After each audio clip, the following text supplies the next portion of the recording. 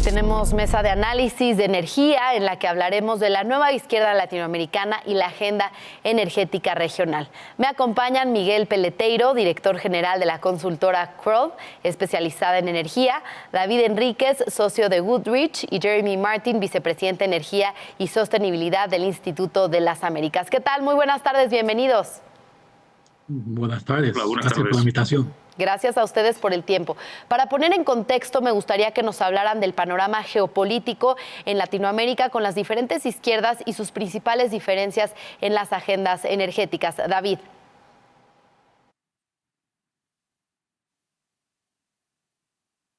David, no sé si es tu micrófono.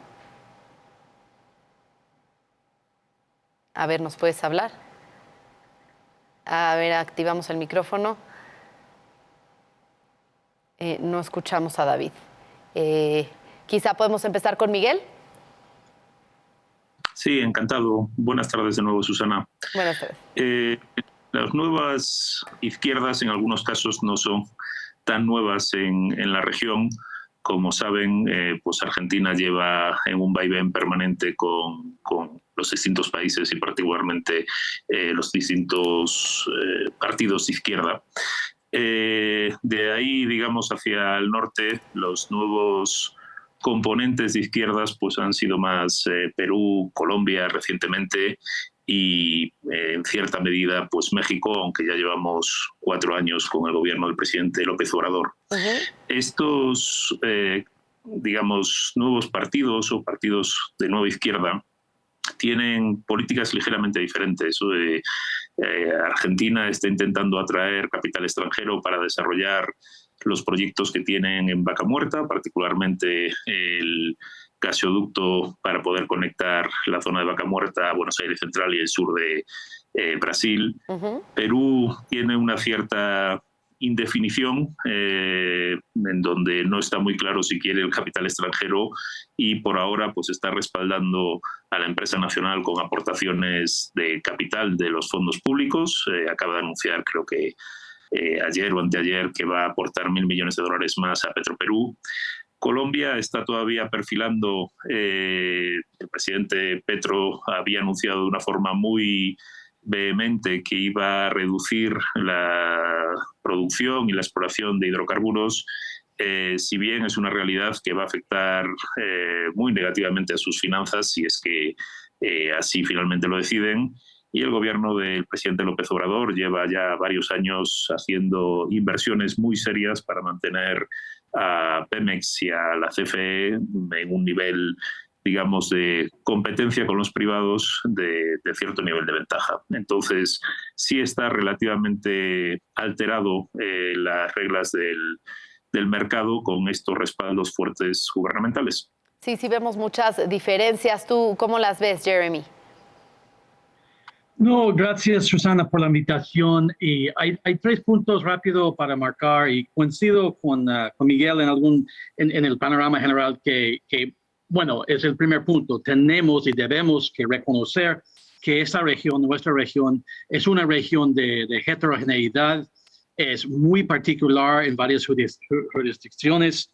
Es un punto muy importante. El segundo es que no quisiera hablar mucho de la izquierda, porque ¿qué significa hoy en día la izquierda? Por ejemplo, como menciona Miguel, el tema del presidente de México. ¿Es de izquierda? ¿Es del centro? En términos fiscales, ¿de dónde ubica en el espectro? Pues yo creo que es más importante entender que la gente en la región, después de hablar de la heterogeneidad, hablo de términos generales, pero lo importante de esa rechaza del status quo. Es lo que vemos en ese panorama que acaba de hablar Miguel en cuanto a la región. Por fin, a mí, el tercer punto quiere marcar al comienzo de nuestra charla es que más importante o más útil sería entender cómo ven estos líderes el papel del Estado o del gobierno en la economía y por supuesto el sector energético. Quiere que el Estado, el gobierno tiene una una intervención o tiene un papel muy importante y domina, como vemos en México, como vemos en Bolivia, como vemos en otros lugares, en Venezuela, por ejemplo, o quiere en como Argentina, en como Chile y también en otros lugares que llamamos de la izquierda o líderes izquierdas. Pero a mi juicio, determinar o entender qué tipo de poder, qué tipo de intervención quieren estos líderes en la economía, el Estado, economía y energía del gobierno. Claro, ya habiendo dicho esto, Jeremy, creo que es importante mirar hacia atrás y ver cuál ha sido la experiencia anterior en estos países en el sector energético, David. Sí, muchas gracias. ¿Me escuchas, Susana? Sí, perfecto. Perfecto. Bueno, creo que es importante contextualizar un poco lo que viene ocurriendo en la región.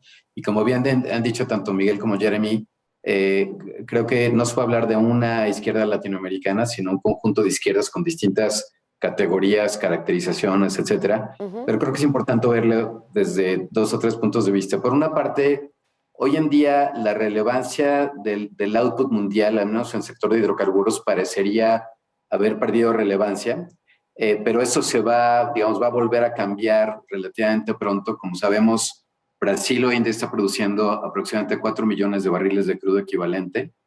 En los próximos 5 años así subirá a cerca de 7 millones y acabamos de tener descubrimientos por Exxon muy importantes en las Guyanas y muy probablemente le seguirá Surinam. Pero Latinoamérica digamos, esta tradición que ha tenido en hidrocarburos, hoy en día creo que es muy, muy diferente verla desde el punto de vista de energías limpias y renovables. Sin duda. De hecho, el 53% de la electricidad en América Latina deriva de fuentes renovables comparado con el 22% del mundo, ¿no? Es una de las regiones mejor posicionadas desde el punto de vista de transición energética. Y por otra parte, tenemos una relevancia también en el tema de minerales críticos de cara a la descarbonización, en cobre, litio, zinc, etcétera, etcétera. Entonces, creo que es importante tener en cuenta este carácter como variopinto, Susana, de la región latinoamericana y las diferencias, ¿no? Sin duda. A mí me gustaría, tal vez con esto, preguntarle tanto a Miguel como a Jeremy, con su experiencia en la región, desde distintos puntos de vista. Típicamente tenemos este dilema entre transición energética y seguridad energética. En la charla pasada que tuvimos con el embajador Pascual, él decía que era realmente un trilema, ¿no? En donde realmente también tenemos que hablar de la asequibilidad, ¿no? De esta affordability para el consumidor. O sea, en ese sentido me gustaría tener el punto de vista de cada uno de ustedes respecto a cómo vive esta crisis energética global, balanceando seguridad energética y transición energética en la región. Miguel. Pues es una pregunta muy interesante, David, en donde yo quizás le añadiría un factor adicional a ese trilema que mencionabas, que es el derecho que tienen los países latinoamericanos de explotar sus propios recursos y con ello generar beneficios y desarrollo para sus poblaciones y para sus países. Es cierto que la transición energética, todos somos muy conscientes y preocupados por el bienestar ambiental, pero al final no hay que olvidar que la energía es desarrollo y la energía es salud y sanidad y divisas que puedan llegar a estos países para dar ese salto hacia adelante que pues ya llevan muchas décadas esperando su debido momento. La transformación, digamos, energética está muy impulsada por países que tienen una idiosincrasia y una situación diferente, es decir, desde Estados Unidos o Canadá o los países europeos, en donde ya han durante muchos años consumido cantidades ingentes de hidrocarburos y por tanto contribuido negativamente al medio ambiente, quizás sea momento también de utilizar estos desbalances a favor de los países productores, particularmente los latinoamericanos, en donde atraer, digamos, este desarrollo pues es muy importante para poder generar el bienestar de la población, ¿no? Bien, sin duda. Jeremy.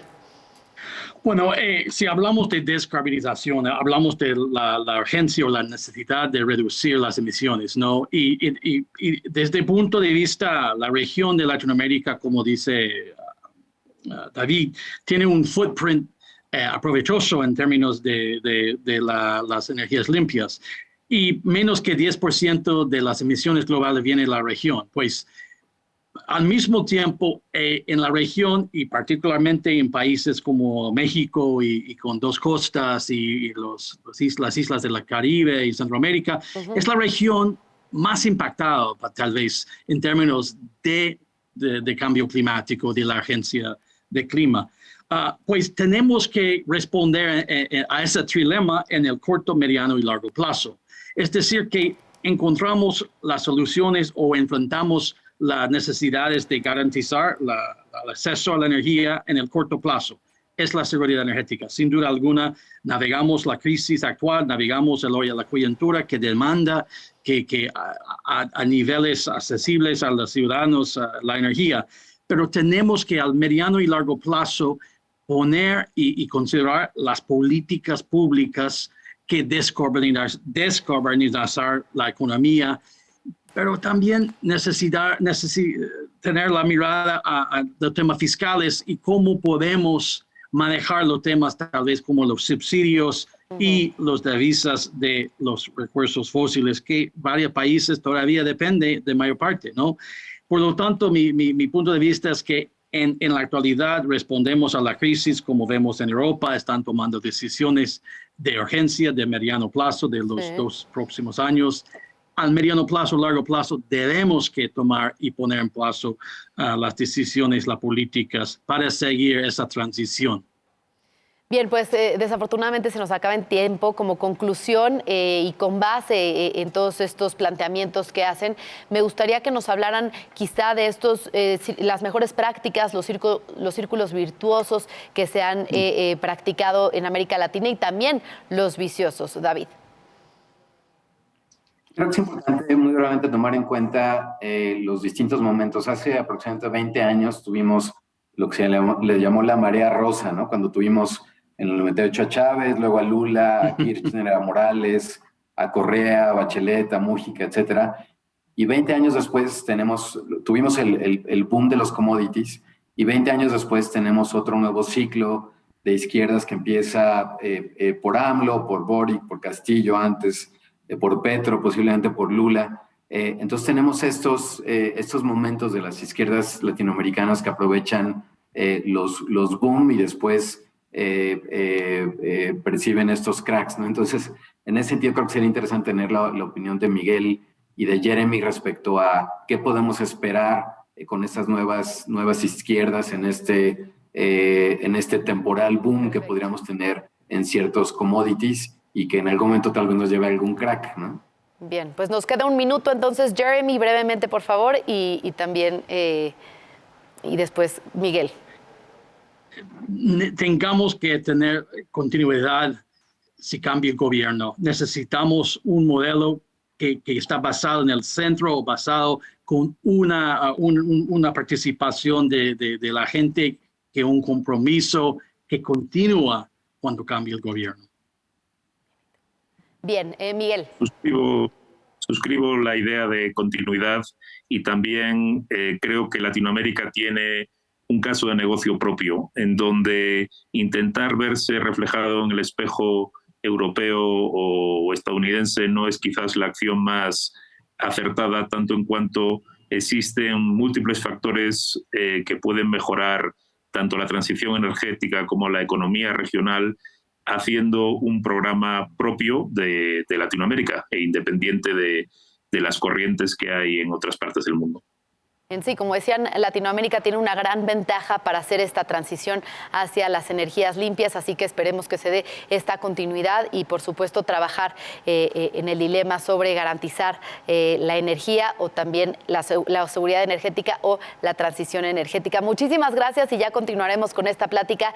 Jeremy Martin, vicepresidente de Energía y Sostenibilidad del Instituto de las Américas, Miguel Peleteiro, director general de la consultora Kroll, y también David Enríquez, socio de Goodrich. Muy buenas tardes. Un placer, gracias. Gracias. Gracias, buenas tardes.